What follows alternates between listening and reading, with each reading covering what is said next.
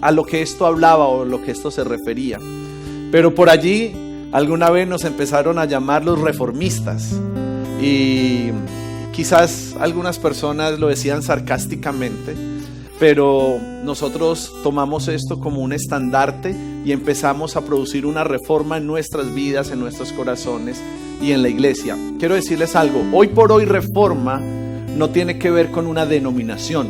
¿Qué quiere decir? Que nadie se preocupe, no estoy hablando que somos luteranos, porque no lo somos, sin criticar a nadie. Estamos hablando de que debemos mantenernos en un espíritu reformista, con un deseo de reformar, porque la tradición se encarga de encasillarnos, la reforma se encarga de volvernos a llevar al corazón y al diseño original. Entonces reforma es siempre buscar eso, buscar esa transformación, y es lo que vamos a estar predicando hoy. Haciendo alguna especie de enlace con todo esto, les quiero compartir que la iglesia medieval, la que hablábamos antes, convocaba a guerras y dominaba a los príncipes y las naciones. Era una iglesia que tenía todo el monopolio.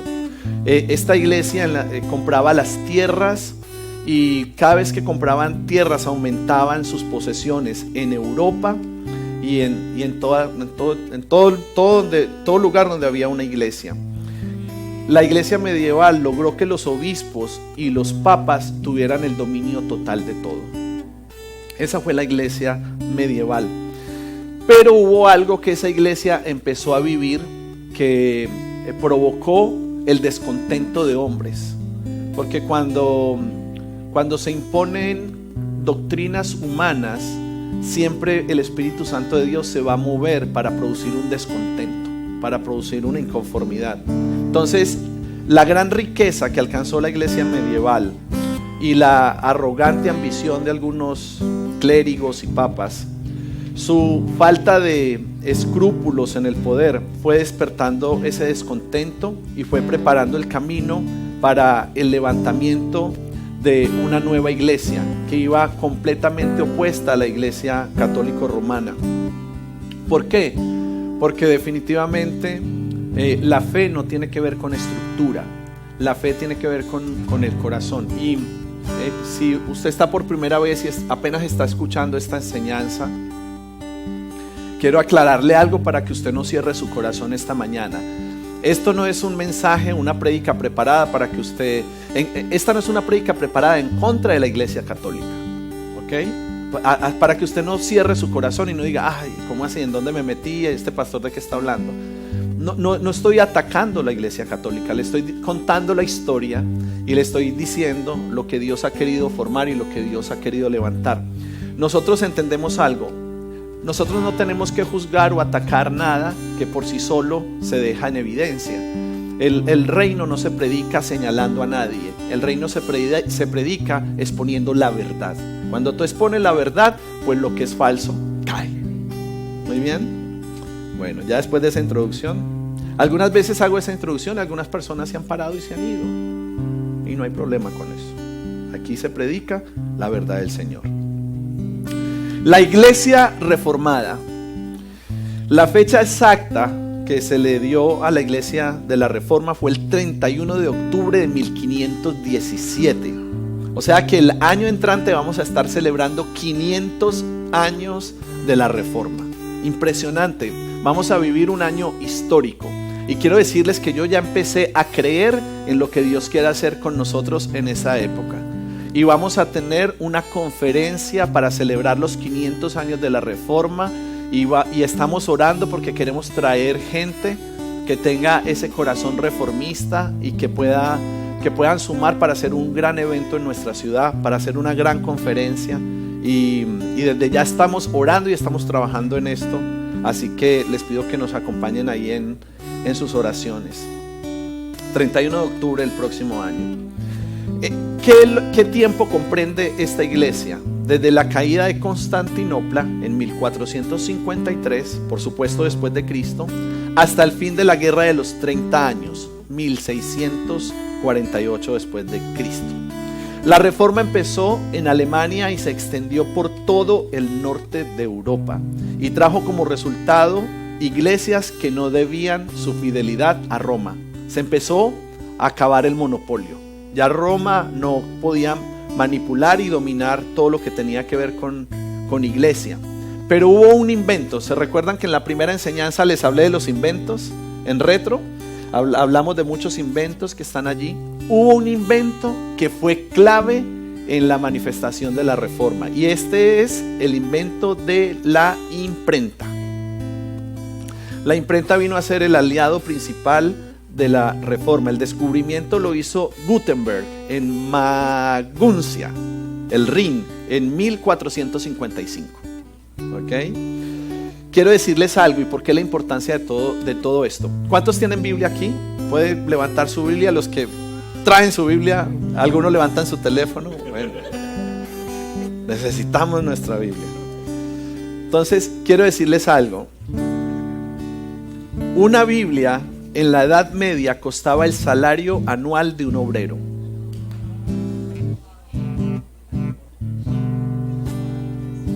El salario anual de un obrero. Y nosotros vemos la Biblia como que, whatever, está en todos los hoteles y no me costó nada. La época tenía un deseo por leer la Biblia, y gracias a la imprenta, esta se convirtió en un libro de uso común. Su traducción y circulación la posicionó entonces en toda Europa. Imagínense entonces una iglesia que tenía el monopolio y podía controlar a toda la gente porque no habían leído su Biblia, y una generación que empezó a leer la Biblia y empezó a encontrar verdades que no les habían sido predicadas. La Biblia y la lectura de la Biblia comenzó a confrontar todo el sistema religioso de la época. La figura principal de la Reforma fue Martín Lutero. Mis respetos a ese hombre, Martín Lutero. Aunque quiero serles bien sincero, Martín Lutero inició la Reforma pero no terminó su trabajo. Porque la iglesia que ahora se conoce como la iglesia de Martín Lutero, la luterana, se quedó en el sistema. Quitaron imágenes, quitaron muchas cosas, pero se mantuvo en un sistema ceremonial. Y nosotros realmente ahí es donde entendemos que la fe se trata de algo generacional. Que Arde nunca va a ser la iglesia perfecta, ¿verdad? Pero que nuestros hijos van a continuar con la obra que se nos ha sido entregada. O sea, las cosas que nosotros no logremos cambiar y no logremos transformar, pues nuestros hijos sí lo van a hacer. Nuestros hijos lo van a transformar, porque ellos van a continuar con el legado. Quiero decirles, el más grande enemigo de nosotros en la fe es la religiosidad. Y quiero decirles algo, todos los que estamos aquí tenemos algo de religiosos. Todos. Unos más y otros menos. Pero esa es la gran lucha que todos tenemos que vivir, y por eso tenemos que mantenernos renovados por el Espíritu. Martín Lutero nació en Sleben en 1483. Él fue hijo de un minero, quien con gran esfuerzo le envió a la Universidad de Erfurt. Lutero aspiraba a ser abogado, pero de repente él escuchó el llamamiento para ser monje. ¿Recuerdan que hablamos sobre los monjes?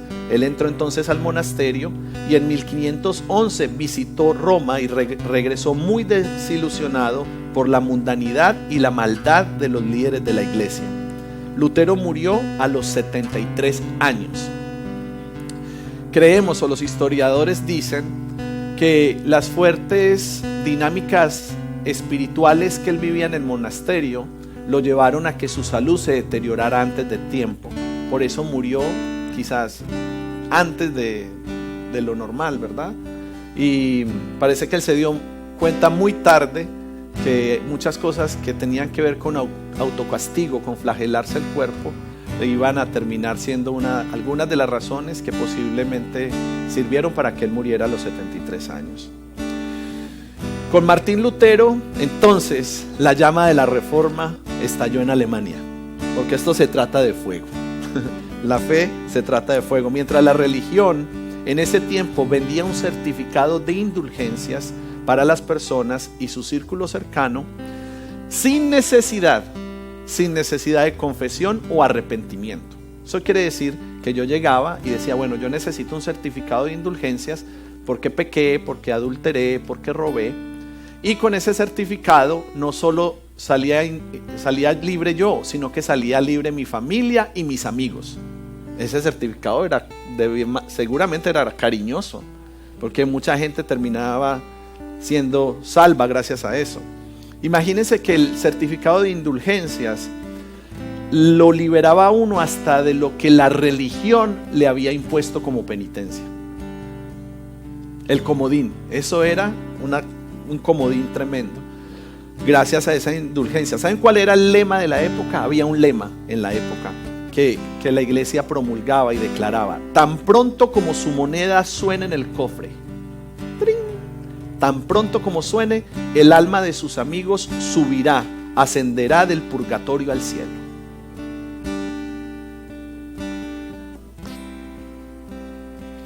Martín Lutero entonces, un día, clavó en la puerta de roble de la catedral de Wittenberg un pergamino que contenía 95 declaraciones. 95 declaraciones que cambiaron el rumbo de la iglesia, liberaron a la iglesia, y gracias a esa decisión nosotros pudiéramos decir que como iglesia podemos ser lo que somos. Hay que reconocer que aunque Él no cambió todo, Él se abrió un camino para que una nueva generación se levantara. Y aunque de alguna forma Él siguió estructurado en algunas cosas, pues le permitió a una nueva generación alimentarse de la palabra y empezar a caminar en pro del diseño original.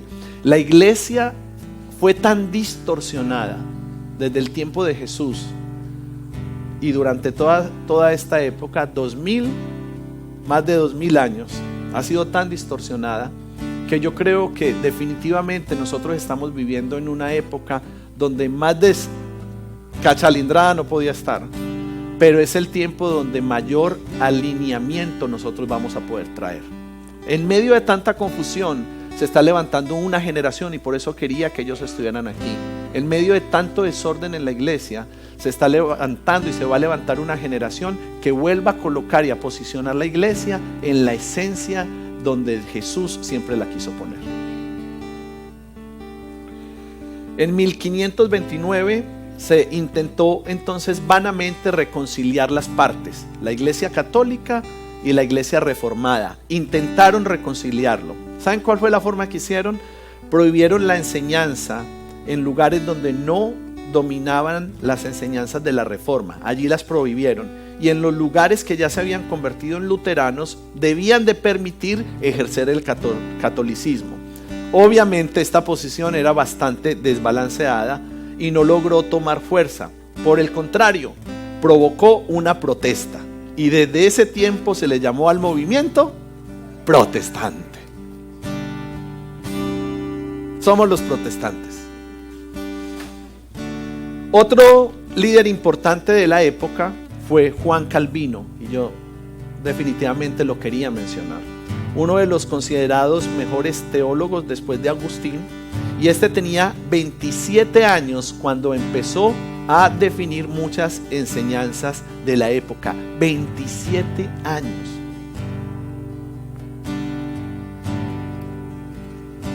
Y nosotros estamos juzgando siempre a los más jóvenes. A mí hay pastores que me dicen y me miran así como raro y me dicen: ¿y usted cuántos años tiene? Y a los 27 años ya estaba transformando y trastornando el mundo y las enseñanzas, derribando altares falsos. Uno de los momentos más dramáticos fue la terrible matanza del día de San Bartolomé, el 24 de agosto de 1572. Asesinaron a todos los líderes e incontables millares de adeptos. Se considera, y los historiadores dicen, que murieron entre 20,000 y 100,000 personas.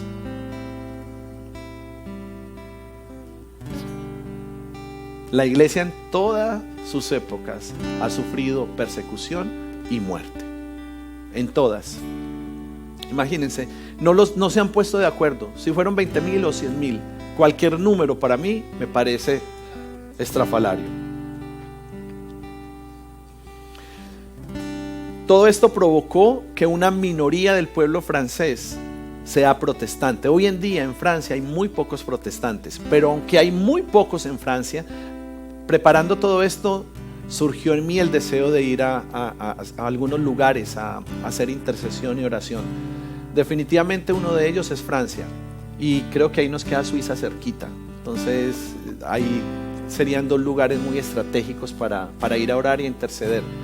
En este tiempo donde la maldad crece y la maldad busca infundir terror, nosotros como una generación tenemos que levantarnos a cubrir y a proteger los límites de nuestras ciudades. Lo digo porque lo ven mucha gente también en las naciones. Y quiero decirles, en Orlando cualquiera de nosotros hubiera podido morir. Cualquiera hubiera podido estar en esa discoteca. Cualquiera. Y ustedes saben que la gloria es de Dios, porque es lo que nosotros creemos y es lo que predicamos. Pero hace año y medio el Señor nos dio instrucciones de empezar a cubrir y a proteger nuestro territorio. Y fuimos a Miami Beach, fuimos a Coral Gables, fuimos a Homestead e intercedimos en el Doral de forma pública, levantando un altar y levantando murallas. La matanza de Orlando seguramente tendría que haber sido en Miami, no en Orlando. La gloria es para Dios, pero nosotros tenemos que seguir levantando el altar y protegiendo las fronteras de nuestra ciudad. Tenemos la responsabilidad espiritual de proteger la ciudad donde el Señor nos plantó. El próximo viaje va a ser a San Agustín, cerquita. Si somos fieles en lo poco, Dios nos va a poner en lo mucho. Y ya tenemos fecha para San Agustín. Así que empiece a ahorrar y empiece a prepararse para que vamos a levantar las murallas, porque es que la guerra no terminó. ¿Usted cree que en Orlando ya se acabó todo? Hasta ahí paró la persecución, la matanza y ajusticiamiento. No, esto es algo que apenas está comenzando. Pero nosotros tenemos la responsabilidad de levantarnos, seguir orando, seguir creyendo y seguir protegiendo. Esa es nuestra responsabilidad. Si somos fieles en lo poco, pues vamos a ir a Francia, vamos a poder ir a Suiza, vamos a poder ir a Sudamérica, donde tengamos que ir a levantar el nombre de Jesús y a crear barreras para que la maldad no avance. Uno de los líderes de la Reforma en la iglesia fue Guillermo Tyndale, quien tradujo el Nuevo Testamento a la lengua madre, la primera versión en inglés después de la invención de la imprenta. Desde entonces, esta ha servido como modelo de todas las traducciones. Quiero que los muchachos de Fuego Más Fuego luego programemos para que vean un video que tengo. Incluso son dibujos animados, pero cuenta toda la historia de Tyndale y me parece espectacular que ellos la puedan ver ya con lo que están recibiendo y lo que están entendiendo hoy, con entendimiento. Desde entonces, la versión de Tyndale ha servido como modelo para todas las traducciones. Sucedió que con el ascenso de Isabel I, las prisiones se abrieron, los exilios se revocaron y la Biblia se honró de nuevo en el púlpito y en el hogar. Durante su reinado, la iglesia se estableció de nuevo, durante el reinado de la iglesia Isabel I. Mientras que en el continente cada gobierno católico romano procuraba extirpar la fe protestante mediante la espada, en España se estableció la Inquisición. Se torturaron y quemaron un sinnúmero de personas. Los Países Bajos daban muerte a todo sospechoso de herejías. Cuando yo empecé a ver todo lo de las herejías y cuando conocí todo el movimiento de la Inquisición que me enseñaron, yo fui educado por sacerdotes, fui educado por curas en un colegio católico. Cuando yo empecé a estudiar todo esto y cuando me lo empezaron a enseñar, literalmente yo pensaba que a la gente que quemaban eran brujos y brujas. Pero quiero decirles que el gran porcentaje de gente que quemaron y que mataron eran cristianos, eran creyentes. Seguro que por ahí se fue un brujito que otro, pero en su esencia la mayor cantidad era gente de fe, gente que amaba a Dios y que se paró a declarar en contra del sistema religioso de la época. Tremendo. Y quiero decirles, esto es muy fuerte. Hace algunas semanas, con todo esto de retro, yo estaba orando y una noche un espíritu muy fuerte me atacó. Y cuando yo vi ese espíritu, fue tremendo, porque en el carro Y el Señor me transportó a un carro y ese carro lo iba manejando como una persona en santería. Y esa persona se volteó y me empezó a maldecir. Me empezó a maldecir, a maldecir, a maldecir. Y yo empecé a reprender, todo en un sueño, en una visión. Yo reprendía todo lo que él me decía. De repente me bajo del carro y cuando estoy así viene por detrás una especie de espíritu que era el doble de mi tamaño. Y en su cara tenía la cara de símbolos religiosos católicos. Y créanme que fue muy intenso y fue muy fuerte. Y cuando yo me volteé, comencé a maldecir, a cancelar y a reprender ese espíritu, a echarlo fuera en el nombre de Jesús. Y me levanté bien angustiado. Cuando le pregunté al Señor, me dijo: es muy fuerte lo que estás predicando y en contra de lo que estás predicando, porque ni siquiera tiene que ver con un sistema humano, tiene que ver con una potestad, tiene que ver con un dominio territorial. Y si hay algo triste es estar sin Dios, pero si hay algo muy triste también es estar en el camino de Dios de forma incorrecta. Es creer que estamos bien cuando estamos mal. Y cuando se lo está diciendo alguien que realmente fue católico y que conoció y vivió todas las doctrinas y que por un tiempo pudo pensar en llegar a ser sacerdote. Yo lo pude contemplar. Lo único era que si yo quería una esposa y quería hijos, entonces dije: por aquí no va. Y hay algo muy fuerte que opera allí. Algo muy fuerte. Y no se trata de emitir un juicio o de hacer sentir mal a nadie. Pero si este mensaje sirve para que un puñado de personas puedan entender la verdad y comprender de dónde viene todo, y puedan dar un paso al frente renunciando a la tradición y aferrándose a lo nuevo que Dios quiere hacer, pues bien valió la pena esta serie. Y si no hay gente que está aquí, hay gente que se va a terminar topando con este video en internet. Y quiero que sepa que no es un mensaje de odio en contra de nadie, es un mensaje de verdad para que Cristo se establezca en su corazón. Esa es la esencia de este mensaje, es la esencia de lo que queremos predicar hoy. Si hablamos de la iglesia reformada, tenemos que hablar de 5 fundamentos esenciales que llevaron a esta iglesia a surgir. El primero, solamente la palabra de Dios. La única fuente de autoridad accesible para todos.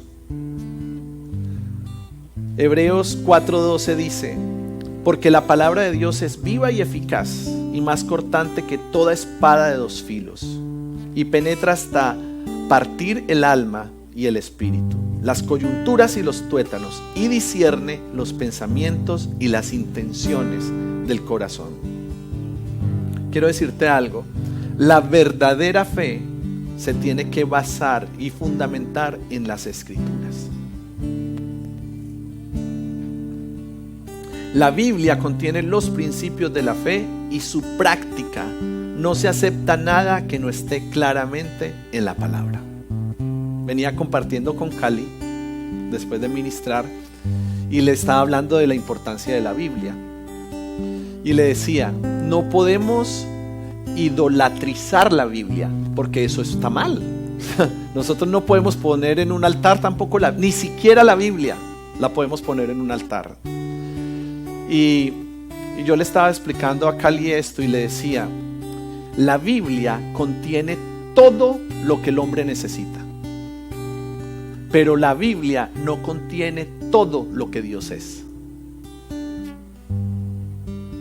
Todo lo que usted necesite, todo lo que usted quiera preguntar, toda inquietud que usted tenga, usted tiene que buscarlo en la palabra de Dios. Ahí están las respuestas para todo lo que el hombre necesita saber. Pero la Biblia no contiene la totalidad de la naturaleza de Dios.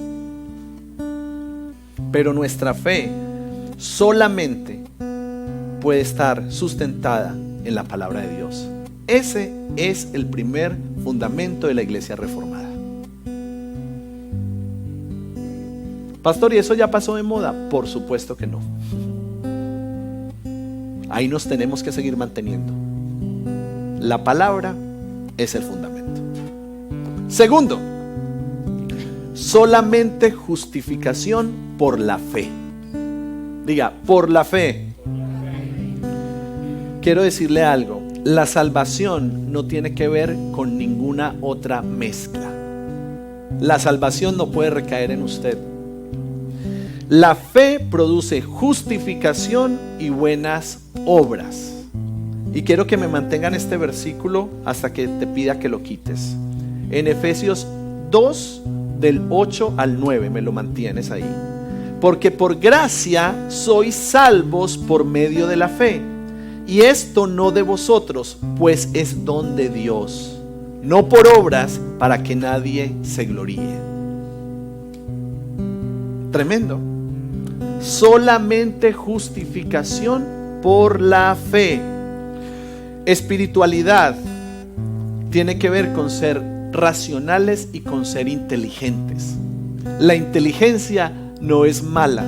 Si algo yo juzgaba en medio de mi ignorancia espiritual en el tiempo que juzgaba la iglesia, era que yo veía la iglesia como una comunidad de gente bruta, de gente que no era inteligente. Ni siquiera lo veía como gente con mucha humildad o por su forma de vestir. Yo realmente pensaba que era un asunto de inteligencia. Y quiero decirle algo. La iglesia del Señor tiene que ser una iglesia inteligente. Yo espero que esta generación sea una generación inteligente. Yo declaro la inteligencia de Dios sobre sus vidas. Necesitamos ser inteligentes. Necesitamos ser racionales.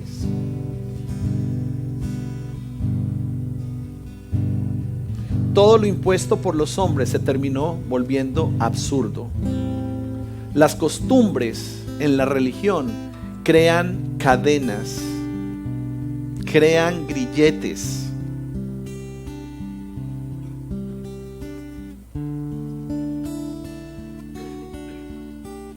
La religión crea rituales sin sentido. Eso es religión. Hacer rituales que no tiene sentido, eso es irracional. Entonces, por eso nosotros entendemos que toda práctica espiritual que te lleve a hacer rituales no tiene sentido. Pastor, pero es que es cristiano este ritual. No tiene sentido. Entonces, todo lo que te lleve a depender de tus obras no tiene sentido. Por eso le dije que me mantuviera el versículo, porque este versículo sustenta el siguiente: solamente por la gracia. Diga gracia. El favor inmerecido que no se consigue por nuestros propios méritos. Por gracia sois salvos, dice Efesios 2, 8, 9, por medio de la fe. Y esto no de vosotros, pues es don de Dios, regalo de Dios, no por obras, para que nadie se gloríe. ¿Se imagina donde la salvación fuera por obras? Yo estaría aquí chicaneando. Palabra colombiana. No, es que yo soy muy bueno, yo soy muy calidoso, yo leo mi Biblia, yo estoy en santidad, yo no le miro el trasero a las muchachas, yo no robo, es que yo lo he hecho muy bien. Entonces me jacto de que la salvación es por lo que yo he hecho, por mi bondad. Pero cuando yo puedo reconocer, aún en medio de la santidad, que es la gracia de Dios, que es el favor de Dios, que es la misericordia de Dios, yo le estoy reconociendo que Dios es el que ha hecho la obra a través de mi vida. Estoy reconociendo que en Él nacen las cosas, en Él se mantienen las cosas y en Él se perpetúa la fe. Diga, solo la palabra. Muy importante el primer punto. Ahora diga, solo por la fe. Ahora diga, solo por la gracia. La iglesia debería predicar más estas cosas. Estamos predicando de tanta vanidad y nos hemos olvidado de las cosas esenciales. Porque cuando ustedes pueden recibir esta palabra, comprenderla en sus espíritus, ustedes dejan de ser ignorantes y se hacen personas espiritualmente inteligentes. Entonces no va a poder venir cualquiera a engañarlos con doctrinas falsas que los muevan de las plataformas de Dios, sino que usted va a entender que lo que le están diciendo lo filtra a través de la palabra y dice, esto es de Dios porque está en la Biblia. No, pero es que tienes que hacer esto. Es que si no me das $1,000, yo no puedo hacer que tu santo te cuide. Dame 1,000 para que te cuide. Y hay que comprar unas cosas, y polvito de muerto, y huesitos raspados, y no sé qué, y un montón de cosas. Y tú te bajas de tus quinini, de tus 1,000, de otros quinini, de otros 1,000, y piensas que estás conquistando el mundo, y que te vas a hacer el dueño de Walmart. Mientras que te están viendo la cara de tonto. Mentalidad irracional. Eso es irracional. Cuando yo voy a hacer mis despojos a las casas de los santeros y voy a sacar todo, yo veo pura irracionalidad. Yo no puedo comprender cómo alguien pueda tener más fe en un artículo, en unas piedras, en unos huevos, en unos caracoles, en un crucifijo, en una estatua de yeso, que realmente hay un Dios más grande que todo lo natural, que nos ama y que nos cuida, que somos salvos por fe, por su gracia y por su misericordia. Vamos en 3, ¿verdad? Faltan 2. Y hoy es Día del Padre. Y a mí me gusta predicar. Y ustedes dicen que yo soy como un papá. 1 más 1, 2.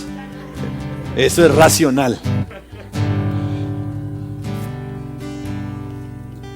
Solamente, no, pero se salvan porque tengo como ganas de almorzar.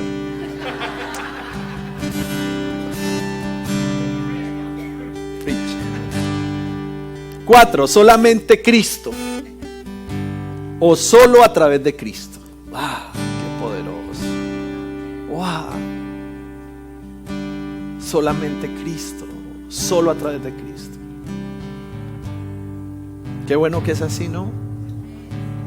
Qué bueno que no depende de un hombre, que no depende de nadie, que no depende de algo natural.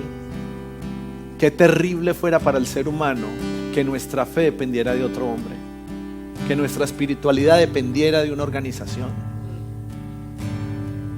Solamente Cristo, solo a través de Cristo. Jesucristo es el único mediador entre Dios y el hombre.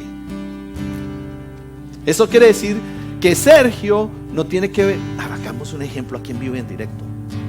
¿Quién es el más santo aquí? Vicente, que le hicieron 7 ayer y está en la iglesia. Tú eres Dios hoy. Te admiro mucho, te admiro mucho, te admiro mucho.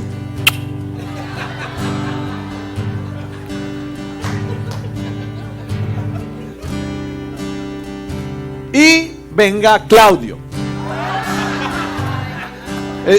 Ven. Tú eres el pecador, Claudio. Aquí llegó tu venganza, Vicente. Entonces, qué lindo que Claudio, que está en su carne por los 7 goles que le hizo a México, debe estar insoportable.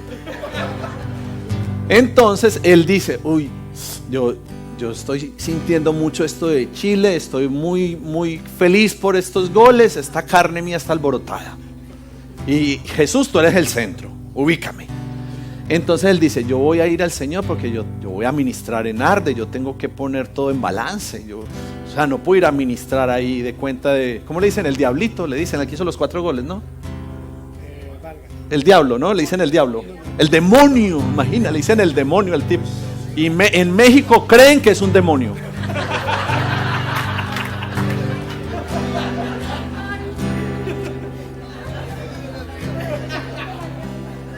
Entonces él dice, yo tengo que reconciliarme con Dios. Claudio dice, yo me quiero reconciliar con Dios. Hay mucho pecado en mi corazón. Pero la religión dice que para que él se reconcilie con Dios, me necesita a mí, el pastor. Entonces él viene y me dice, yo me quiero reconciliar con Dios. Dilo. Yo me quiero reconciliar con Dios. No está bien. Tan pronto como la moneda caiga en el cofre, tan pronto como esa moneda caiga, tú has sido reconciliado y pasas del purgatorio a estar con el Señor. Tú y tus amigos chilenos, tus familia chilena, todos.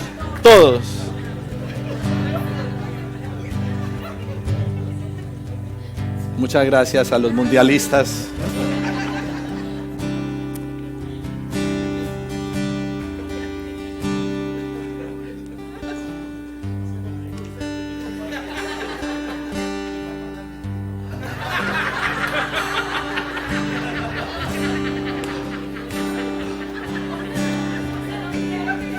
Qué bueno que no necesitamos mediadores. Qué tremendo. El fútbol solo consiste con el presente. Porque en el fútbol uno no puede vivir del pasado, ni puede vivir del futuro. Es el presente. Porque lo que pasó ayer ya es historia. Es para disfrutar en el momento. Pero ya se acabó. El fútbol son cosas inmediatas. El fútbol es como los placeres del mundo. Algo para el momento. Y se terminó. Todo lo que el mundo ofrece es pasajero y tiene fecha de caducidad. Es instantáneo. Pero lo que ofrece Dios es eterno y permanece para siempre.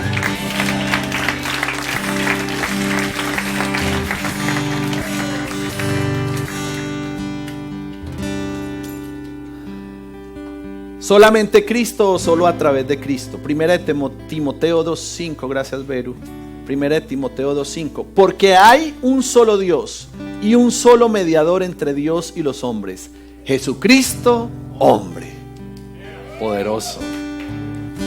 La salvación por la fe en Cristo.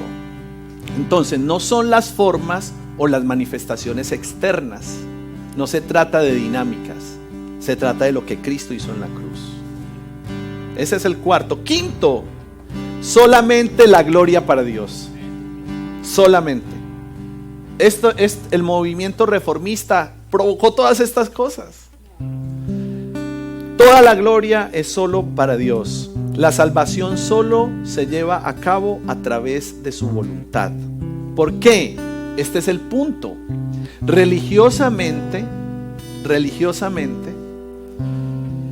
hemos dicho o decimos, no, la gloria sea para Dios. Entonces, si el Señor usa a alguien, un predicador o alguien en adoración, y viene y dice, ay, gracias, me bendijo tu palabra. No, gloria a Dios, no, gloria a Dios, gloria a Dios. Es una posición religiosa. Porque cuando se refiere a gloria a Dios, no tiene que ver con que Dios se mueva o no a través de uno. El gloria a Dios vino, por eso es retro, por eso amo esto. El gloria a Dios vino porque si fuera por la religión, la gloria se la llevaría el hombre, porque es por sus obras.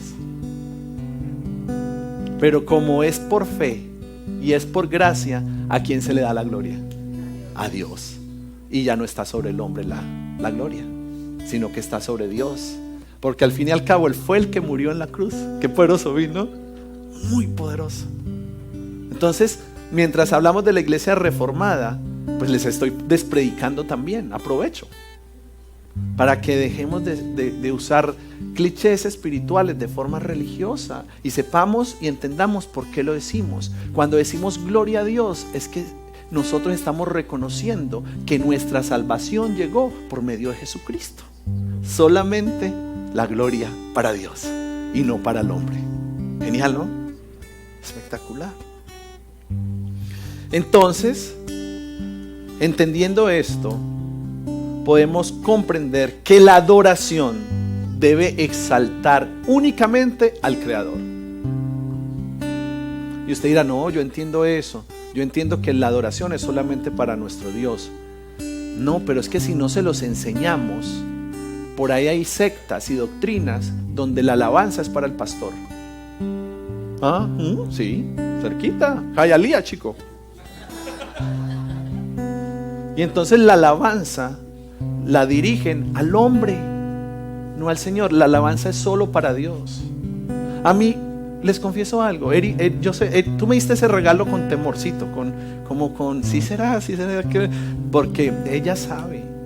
Yo no quiero que me estén dando regalos en público, yo amo que me honren y amo eso, pero yo en ningún momento quiero desviar la atención de a lo que vinimos a la iglesia es adorar al Señor.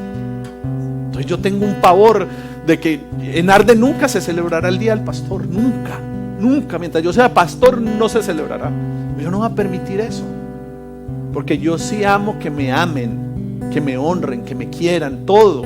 Pero es que si usted me quiere honrar, usted no tiene que honrarme aquí el domingo a las 11:30. Lléveme al mall otro día y al restaurante otro día, y allá me honra y todo, y me saca flores, todo lo que quiera.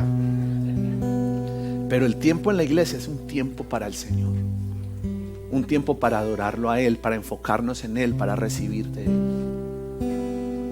Ese es el tiempo. La oración solo lo puede exaltar a Él. Romanos 11:36.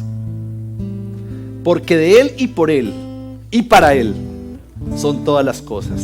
A Él sea la gloria por los siglos. Amén.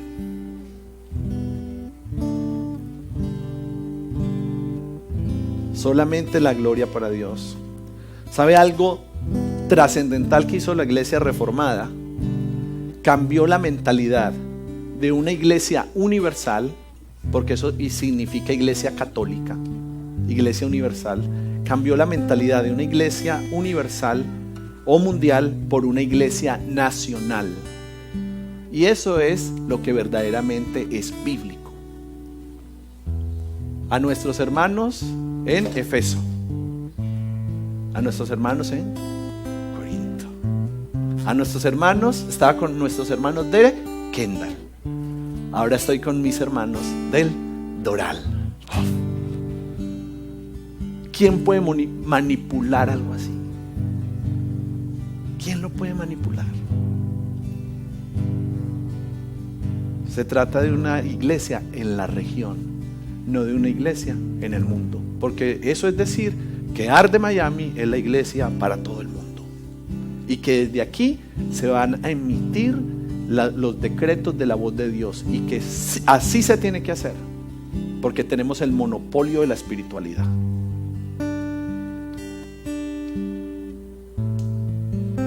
Amo predicar la verdad.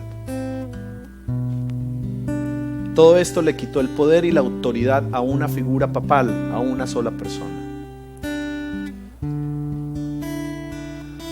Y la iglesia de la Reforma nos enseñó que nosotros tenemos que aprender a vivir de la experiencia personal con Dios, no de la experiencia de otro. No existen intermediarios entre el adorador y su Padre. Confesamos a Dios nuestras faltas y cada alma tiene comunión con Cristo. Prevalece el espíritu a las formas.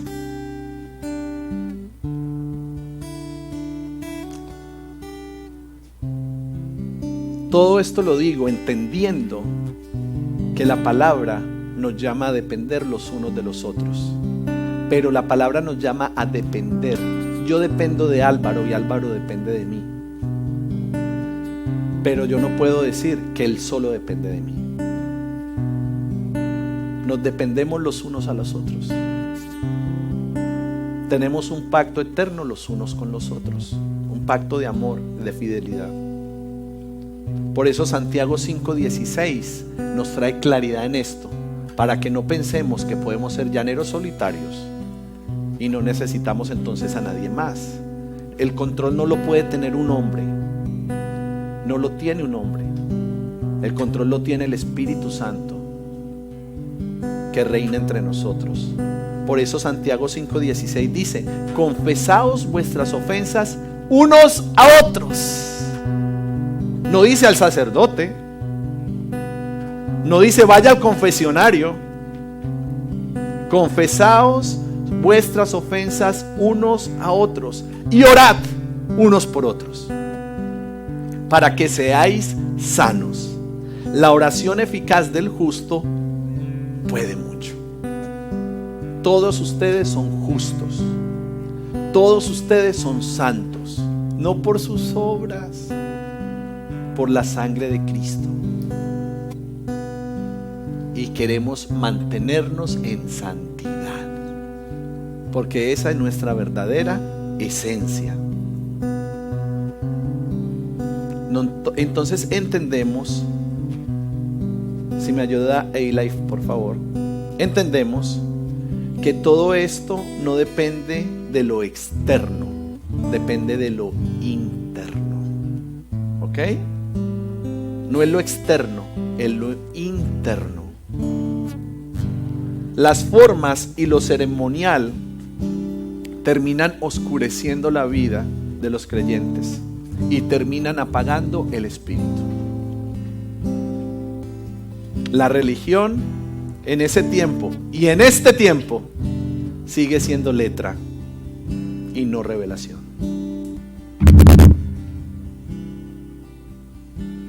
Y nosotros debemos de comprender que necesitamos salir del formalismo, del legalismo, de las estructuras y comenzar a vivir en la esencia, en el origen de lo que es realmente la iglesia.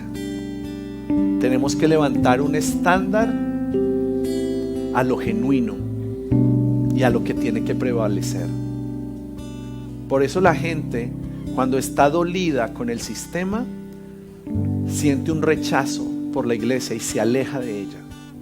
Pero hay una esperanza para nuestra generación, porque no solamente arde, hay muchas iglesias, hay hombres y mujeres que se están levantando para poder perpetuar la esencia de lo puro, la esencia de lo verdadero, el diseño original, lo que Dios preparó desde la eternidad para nosotros. En este tiempo esa esencia va a atraer a los jóvenes, va a atraer las familias, va a atraer los matrimonios, va a atraer los niños, las niñas, que ustedes puedan mantenerse en la pureza del evangelio, en la esencia, y que aunque crezcan en arte, aunque ustedes crezcan aquí, ustedes puedan estar siendo siempre renovados en sus espíritus y con el deseo de seguir perpetuando la voluntad de Dios, perpetuar el corazón de Dios.